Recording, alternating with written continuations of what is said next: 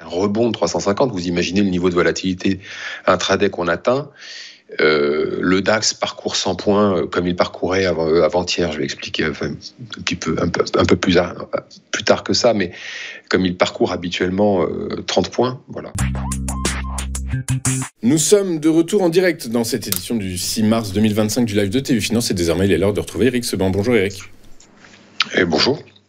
Bonjour, merci beaucoup d'être avec nous ce matin Eric. Vous êtes trader, formateur et coach. Également, vous dirigez le réseau Strafi, un réseau de traders indépendants. Eric, sur fond du quoi qu'il en coûte allemand, qui a boosté le DAX ces dernières séances. Le DAX évolue sur des plus hauts historiques. Est-ce qu'on accompagne la tendance ou il est temps de prendre ses bénéfices selon vous ? Voilà, on accompagne la tendance, ça veut dire laisser porter, ça ne veut pas dire rentrer en position à l'achat, on est d'accord ? Parce que ça, c'est sûr que non.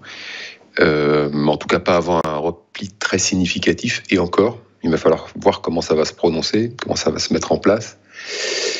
Parce que c'est le bazar total.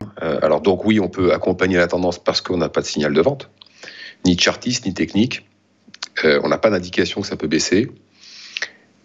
Comme ces dernières semaines, mois, à chaque fois que ça baisse, ça remonte fort, à l'instar de ce qui s'est passé mardi, puisque la semaine dernière, quand on se parlait, nous étions en train de baisser et nous avons atteint le bas de la zone avec le 21 février, donc en double appui. Vendredi, on a rebondi. Alors, on s'en est approché jeudi, on l'a touché vendredi, on a rebondi. Et puis lundi, ouverture avec très forte impulsion haussière. On a fait jusqu'à 750 points au plus haut en séance pour finir à seulement plus 450 points, mais avec un nouveau plus haut historique en clôture. Donc, quelque chose qui confirme que la tendance haussière est toujours en place, voire même qu'elle va peut-être s'accélérer un peu. On va le voir dans les prochains jours. Je vous ai mis sur le graphique un objectif théorique si jamais elle se confirmait. Et puis mardi, tout dans l'autre sens. Alors, à noter que, moins 3%, voilà, pour faire clair, avec moins 700 au plus bas de la séance, pour finir à moins 350. Donc, ça veut dire qu'un rebond de 350, vous imaginez le niveau de volatilité intraday qu'on atteint. Le DAX parcourt 100 points comme il parcourait avant-hier. Je vais expliquer un peu plus tard que ça, mais comme il parcourt habituellement 30 points, voilà, c'est une grosse volatilité intraday, c'est ce que je vous disais la semaine dernière, mais pas que, parce qu'on le voit bien, après cette baisse de 3%, on a rebondi encore hier pour atteindre de nouveaux plus hauts.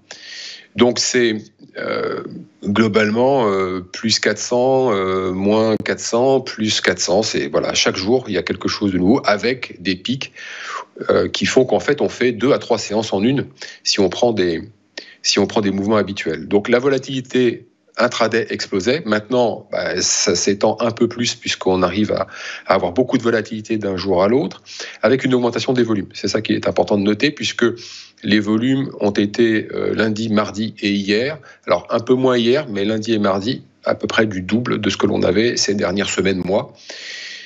Alors, c'est pas une augmentation du volume à proprement parler. Enfin, oui, par rapport à ce qu'on avait ces derniers mois, mais nous sommes revenus là à des niveaux de volume qui étaient ceux de la fin 2023. C'est-à-dire quand je vous disais que le DAX était totalement désaffecté ces dernières semaines, c'est de ça dont je parlais. C'est-à-dire qu'on faisait, pour vous donner une idée, 30 000 contrats par jour. Quand on était au plus haut historique, on était à 30 000 contrats par jour, parfois moins. Donc ça montait sur rien. Bon, là, ça a continué de monter avec une plus forte impulsion. Je ne sais pas d'où elle vient, parce que je ne vois pas qui peut être réellement embêté.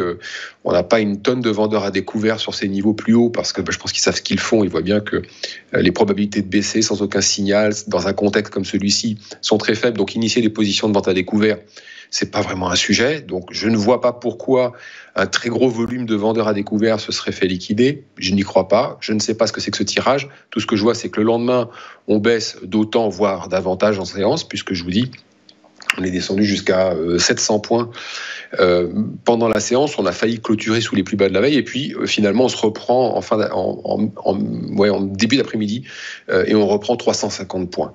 Donc, qui pouvait être embêté et pressé de vendre sur ces niveaux-là, je ne vois pas non plus, parce que ceux qui avaient même ne serait-ce qu'acheté la semaine dernière ne pouvaient pas être embêtés. Donc, ces mouvements, ils sont particuliers. L'ambiance, elle n'est pas très saine. Donc, accompagner la tendance pour faire des opérations swing, non. Non, parce que je ne vois pas comment on peut rentrer, et surtout, je ne vois pas comment est-ce qu'on peut qualifier sa probabilité de réussite. C'est n'importe quoi en ce moment ce qui se passe. Donc, il faut avoir des stratégies, évidemment, qui sont très solides. Il faut avoir, évidemment, confiance dans ces stratégies pour travailler en intraday. Mais même pour du swing, ça va être relativement compliqué. En intraday, on tire bien notre épingle du jeu parce qu'il y a beaucoup de volatilité. Mais c'est pareil, il ne faut pas y aller sans savoir ce qu'on fait et sans avoir une confiance vraiment très forte dans ces stratégies, parce que les mouvements intraday, ils sont pas communs. Hein. Sincèrement, vous prenez des G, ça va très vite, très très vite. Donc on a un contexte qui est très très malsain, je trouve, parce que tous ces mouvements-là, à ces endroits-là, n'ont pas lieu d'être. Et pourtant, ils sont là. Alors évidemment, on a Trump qui parle, et à chaque fois qu'il parle, c'est équivalent globalement à une statistique très étoile, à un gros chiffre économique ou à une annonce de la BCE. Ça fait bouger les marchés dans tous les sens. Il y en a beaucoup qui pètent les plombs. Certainement qu'on a assisté, je pense, à ces deux mouvements de lundi et surtout mardi, à des liquidations de position. Enfin, c'est mon opinion. Je pense qu'il y a des opérateurs qui... alors évidemment, c'est que de la spéculation. On ne parle pas des gérants, évidemment, parce qu'on parle du futur. Donc, c'est pas le sujet. Il y a beaucoup de spéculateurs qui doivent se prendre les pieds dans le tapis et qui doivent tirer un peu trop sur l'effet de levier. À la fin, ils se font liquider, quoi. Mais quand même, c'est assez bizarre tout ce qui se passe en ce moment. Donc restez plutôt à l'écart pour des opérations swing parce qu'il n'y a aucun signal. Le contexte n'est vraiment pas idéal pour prendre des positions. Et puis attendez de voir comment les choses vont se recalmer, parce qu'elles vont se calmer forcément. Enfin, en tout cas, j'espère. Parce que si c'est comme ça tous les jours pendant 4 ans, ça va être compliqué quand même. Hein.